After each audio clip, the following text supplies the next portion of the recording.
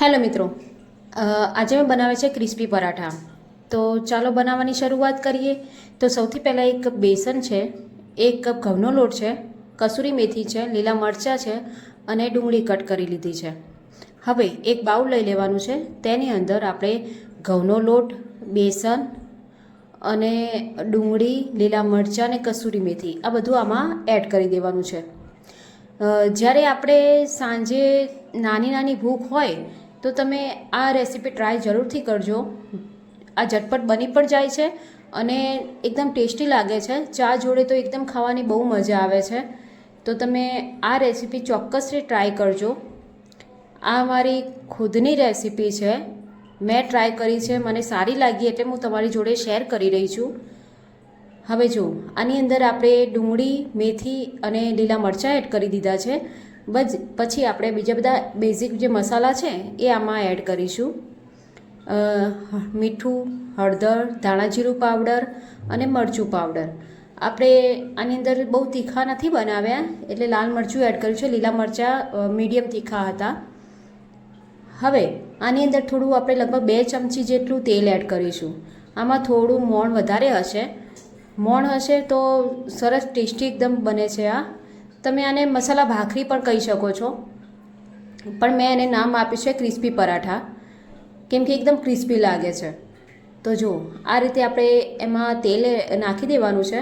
પછી આ બધું મિક્સ કરી નાખવાનું છે. અને જો મિત્રો તમને મારી રેસીપીઓ ગમતી હોય તો મારી ચેનલને લાઈક કરો, શેર કરો અને સબસ્ક્રાઈબ કરજો. જો આ રીતે તમે એને બરાબર મિક્સ કરી નાખવાનું છે. આ જે ભાખરી છે એ તમે વઘારેલા દહીં જોડે પણ ખાઈ શકો છો, દહીં તીખારી પણ બનાવી શકો છો, ચા જોડે પણ સરસ લાગે છે અને એમને ગરમ ગરમ ખાશો તો પણ એકદમ ટેસ્ટી લાગે છે. બહારથી ક્રિસ્પી અને અંદરથી એકદમ સોફ્ટ લાગે છે. હવે જો મેં થોડું પાણી એડ કરતા જઈને આનો મીડિયમ થીક લોટ બાંધી દેવાનો છે. જે આપણે ભાખરીનો લોટ બાંધતા હોઈએ છીએ તે રીતે આપણે એને બાંધી દેવાનો છે. રોટલીનો લોટ બાંધીએ તે રીતે નથી બાંધવાનો. આ રીતે બરાબર મિક્સ કરી દેવાનું છે.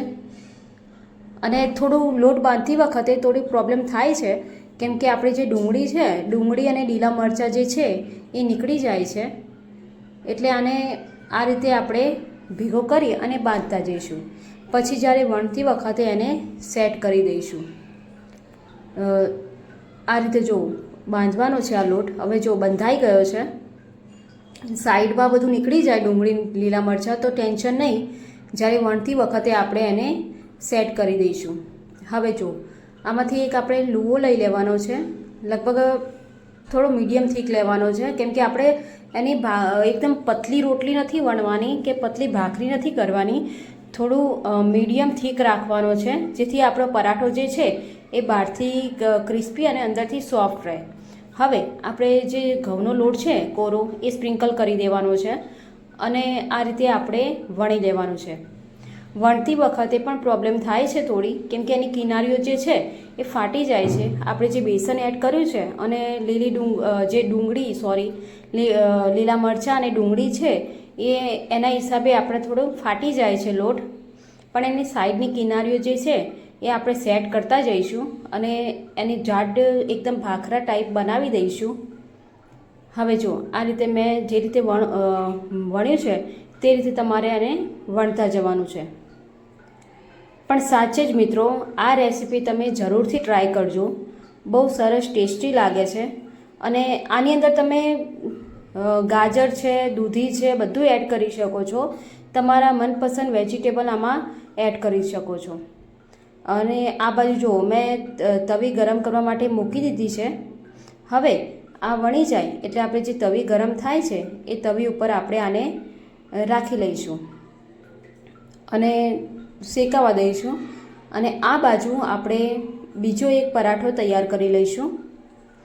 મેં એકચ્યુઅલી આ ચાના ટાઈમે બનાવી છે આ રેસીપી, કેમ કે ચાના ટાઈમે ઓબ્વિયસલી બધાને ભૂખ લાગતી જ હોય છે, એટલે મેં આ ટ્રાય કર્યો છે.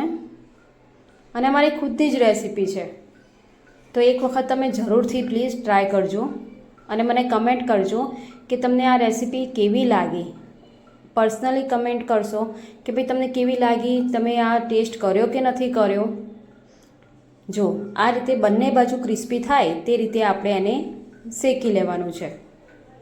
આ એક આપણે પરાઠો શેકાઈ ગયો છે. જો છે ને એકદમ ક્રિસ્પી પરાઠા.